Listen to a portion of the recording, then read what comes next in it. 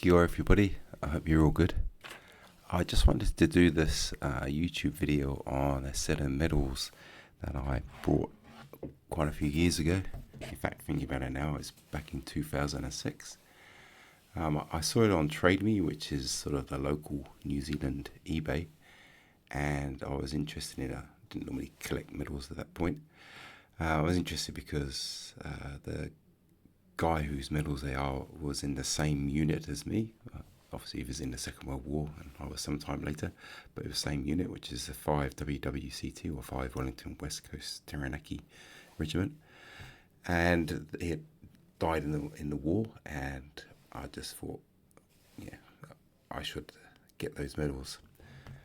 But I brought them, had a look at them, and then basically didn't really have the time or the ability to do any research. Now, like 19 years later or so, I have a bit more time, and the internet's a wonderful thing, so I thought I'd give it a go. So as you can see from the picture there, the medal set came with a number of war medals, a memorial cross, and some paperwork and some cap badges. The memorial cross and the paperwork you see there gave the basic details. The name of the soldier was H.T. Putt, Regi number was 45897, and the memorial cross gives his rank as private. That's about it. That's all the details that there were. There's the rear side of the medal entitlement card, and that was it details-wise. Going through the medals quickly to which he received. First one's the War Medal, 1939 to 1945. This was awarded if you served full-time for 28 days in the armed services. The next medal up is the New Zealand War Service Medal, 1939 to 1945. You had to be a member of the New Zealand Armed Forces, and then you were awarded this medal. The third medal is the 1939-45 Star.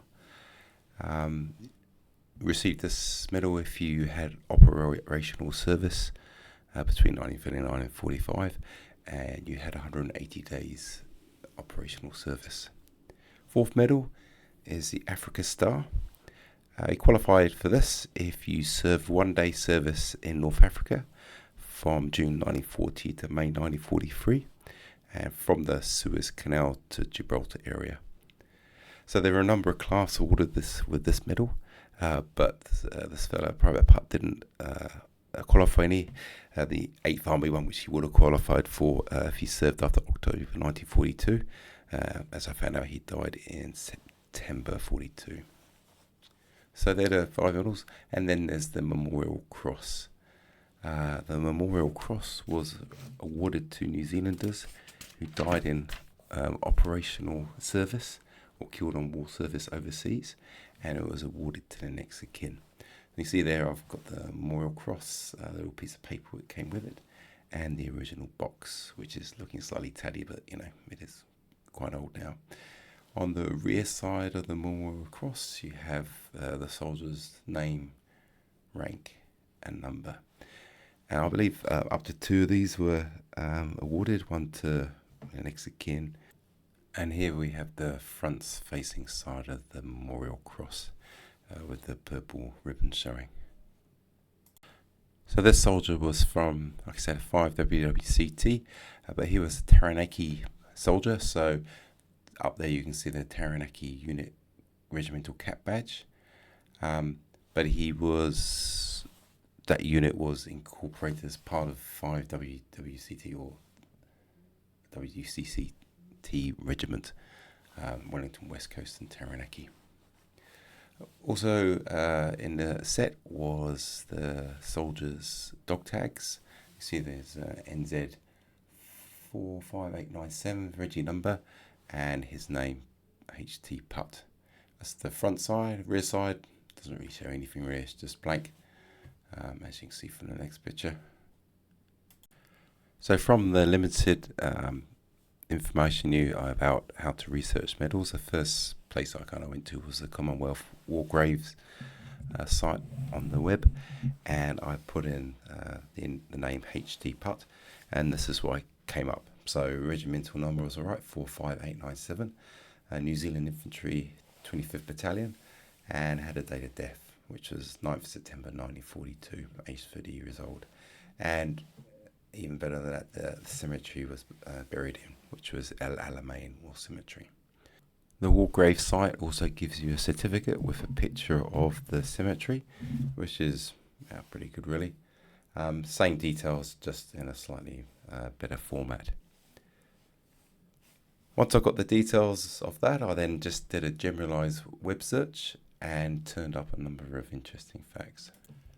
The online cenotaph provided by, I think, Auckland University pulled quite a few details. Obviously had the basics there, rank, unit, what service was in, again name. But also had his details such as address upon before enlistment, next of kin on embarkation, single, married, then medals, military decorations, training and enlistment, and what he died of. So again, good helpful information, which certainly assisted in what I was looking for. Then just sort of playing around the web, I went to a website, I think it's called Find the Graves, and put the name in, and then the fella's gravestone popped up, so you can see there, Private H.T. Putt, New Zealand Infantry, and date of death and his age. So pretty amazing what you can find on the web nowadays. On the same website was a picture of Private Putt as well, which I haven't been able to get any pictures any other way. So again, another great find, and it's a really good website. So it's already forming a picture of the limited research I did. I know where he enlisted, where he was from, age, time of death, and now a picture. So that was a fantastic find. Googled the Alamein cemetery, and it came up with this, which is a map of the cemetery with the rows and the identification markers. Not specific soldiers' graves, but they're sort of, you can figure it out if you've got the grave reference, which I did from the Commonwealth War Graves, and it says that Private Putt is in row or block 15. Now I couldn't actually see block 15 on the map. I think it's where I've put that red cross in the circle. It kind of makes sense, but yeah, I couldn't see it, but I assume it's there. But again, one of the disadvantages is not actually visiting the site and seeing it sort of for yourself. So having a look on the web and got these pictures from the war cemetery. You see the Alamein War Cemetery. And there's some videos on as well, but copyright and all that, so I didn't take a video of a video, but you can really get a feel for the place. It was in the middle of the desert, obviously, but now it's starting to be surrounded by a built-up area, and I've got some maps shortly about whereabouts it's located in Egypt. But yeah, it looked like a nice place. It looked very well kept, as most Commonwealth War Graves sites are. And these various pictures give a good feel for the place. I did have a look online at the videos to try and see if I could spot the guy's grave, but none of the online YouTube stuff sort of went near that area, so which is unfortunate. But I think there's 600 or 700 people in this graveyard. So, but yeah, again, good views, and the pictures certainly allow you to get a feel for the place. Okay, so that's Egypt. That's where Private Putt died. So where was he from? So he was from Taranaki, which is in the North Island of New Zealand. New Zealand's made up of 3 main islands, if you know, North Island, South Island, and Stuka Island. And it's, where you see it there, it's on the west coast. That's where they went out. Mount Taranaki is right on the edge. It's really quite large volcano. It raises straight up. And Private Putt was from the South Taranaki, which you'll see slightly closer there. is around the Hawil area, and that's where the Taranaki rifles drew their recruits from.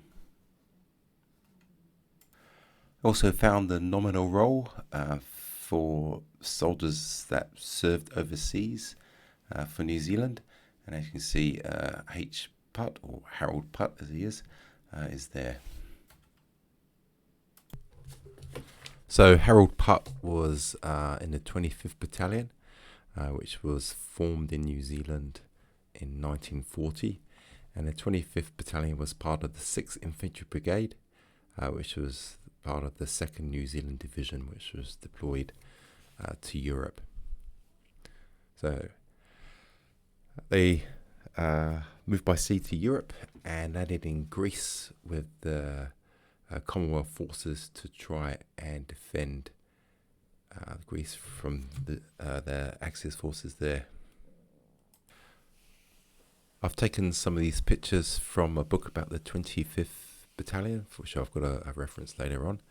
As you can see there, it's a farewell parade in Wellington in August 1940, which is followed by a book, a picture of when you're on Olympus in Greece.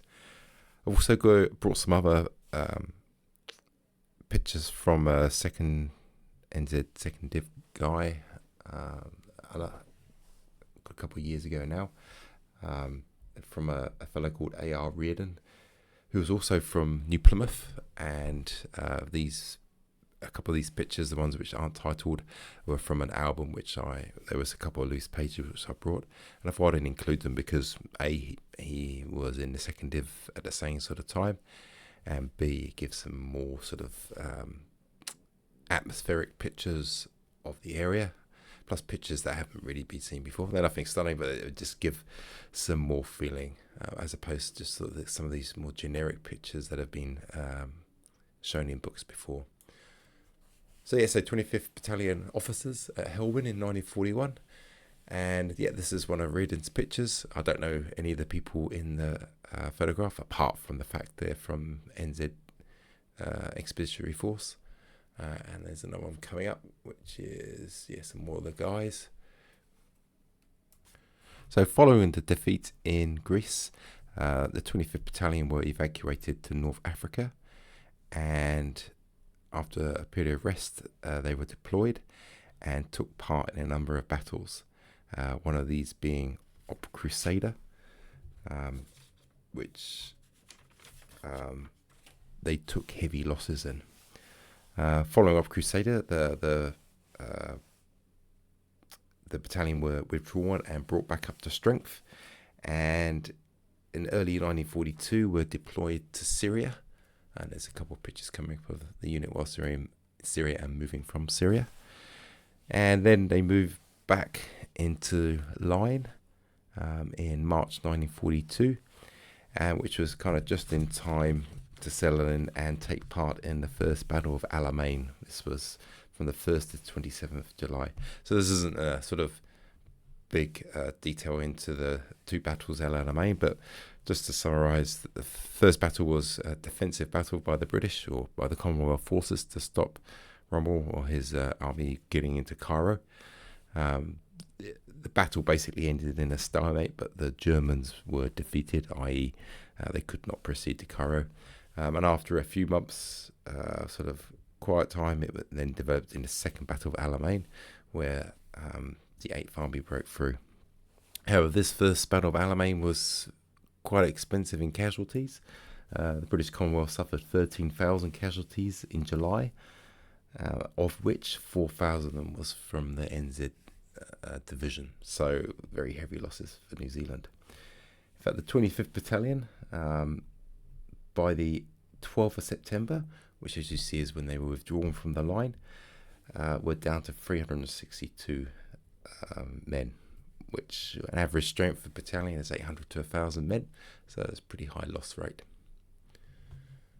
This next picture is a famous picture from, I've seen it on a couple of books, from a sergeant from the 25th Battalion. And just coming up is just geographic pictures of, first of all, Egypt, and El Alamein, just to put it into context. So as you can see, Alamein's not very far from Egypt. I think I read it was about 10 miles or so. So really it was the last ditch attempt for the Commonwealth forces to stop Rommel advancing and collapsing the line. So important battle. And like I say, it lasted until the end of July, and Harold Putt was killed on the 9th of September. So Rommel was aware that the British were building forces up to attack on what turned out to be the second battle of El Alamein. So he did some spoiling attacks to try and prevent this. However, he wasn't successful. But again, it caused heavy casualties for the British. There you can see where 2nd Div is, sort of to the north of the forces. And the next map you can see the positions of the 25th Battalion around that time, August 1942. So reading from an extract, which you can see up there from General Putt about the 25th Battalion. During the morning of the 9th of September, D Company was bombed by 9 Stukas escorted by fighters and lost 2 men killed and 5 wounded. Half an hour later, battalion headquarters was also shelled, and this continued throughout the day. So this isn't definitive that Harold was killed on this day. However, I mean, could have been wounded before and then died on the 9th of September. But to me, it looks about right. He was attacked on the 9th and then, by the Stukas, and then died on the 9th. Unfortunately for him, but fortunately for the battalion, they were withdrawn from the line a couple of days later. So that's quite unlucky for Harold. So on screen now is the death notice published in the Taranaki Daily News on the 22nd of September 1942. Putt, Private Harold Thomas, killed in action, eldest son of H.E. and the late Mrs. E. M. Putt of Normandy Road, Maninaria. On screen now is the Roll of Remembrance, which Harold is on. And then other thing you can just pick up from the internet was the Will and Testament of Harold, which puts down his mother as executor of the will. Unfortunately, she died in 1941. So along with this other paperwork is the change of executor to the father. And again, this is really interesting. It gives a death notice and some details of the soldier's will and various legal things that went on post his estate.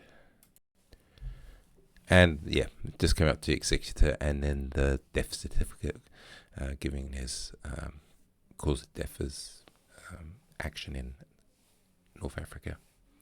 So I just want to finish by saying thank you for listening to this. I found out a lot about the Zealand medals, and I just not brought on a whim, but just brought because I was interested in. He was in the same unit as me, and there's a lot you can find out with just basic searches and knowing where to look.